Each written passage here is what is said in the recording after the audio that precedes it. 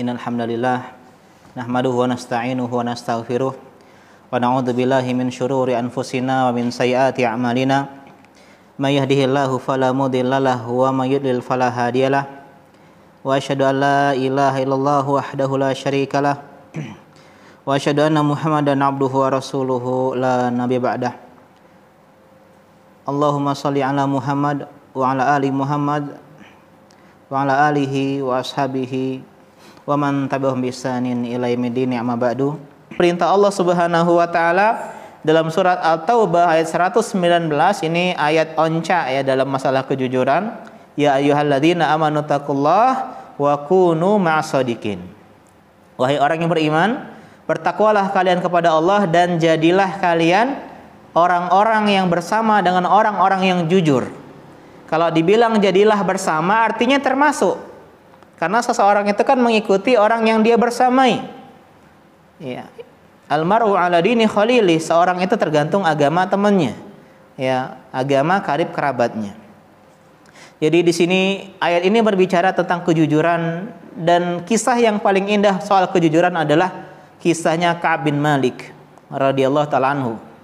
Yang beliau nggak pernah absen di semua peperangan yang diikuti oleh Nabi SAW.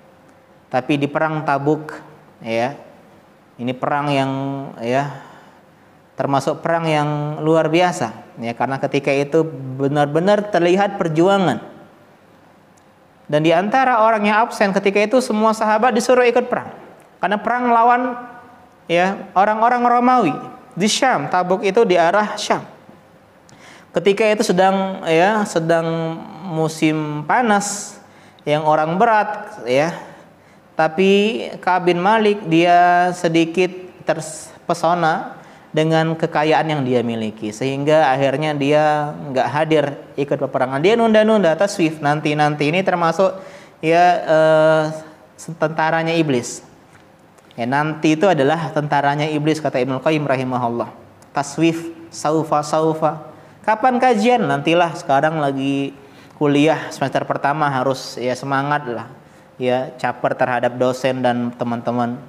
Nanti ya kapan ngaji? Oh nanti sekarang lagi skripsi, sibuk, nantilah kalau udah dapat kerja, udah tamat kuliah. Ketika tamat kuliah nanti sibuk cari kerja. Ketika udah awal kerja, ayo kapan kita pengajian, hadir pengajian? Oh nantilah. Yang ketika saya udah mantap di pengajian ini kan baru kerja nih.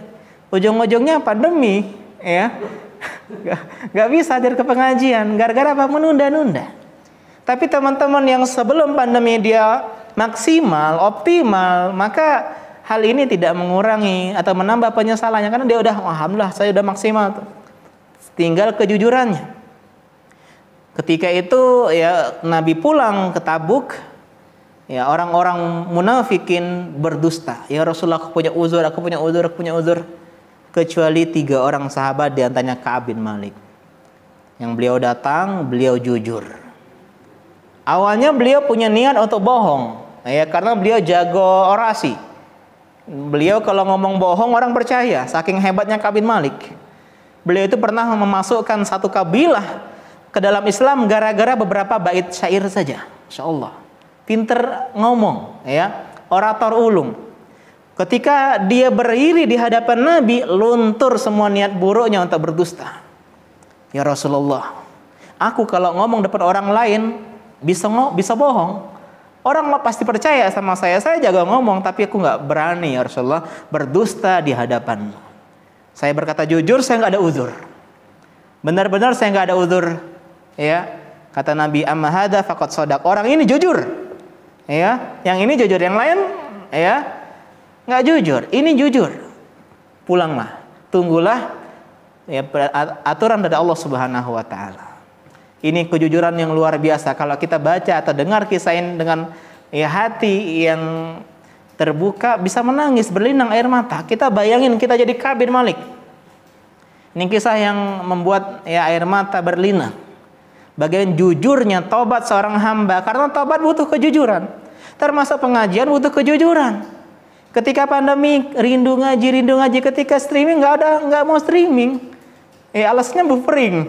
Ya, oh, Ustaz sinyal nggak ada misalnya.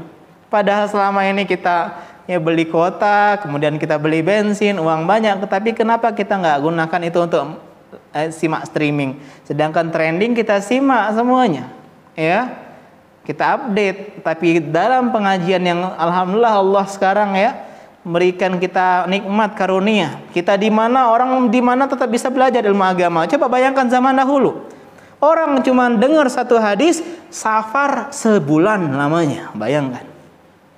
Ya, kita alhamdulillah sekarang di zaman di mana kemudahan begitu luar biasa, tapi di satu sisi kemudahan ini menjadikan kita nggak pandai bersyukur. Ya, padahal ini nikmat Allah Subhanahu wa taala, teknologi media sosial nikmat di antara nikmat-nikmat Allah Subhanahu wa taala.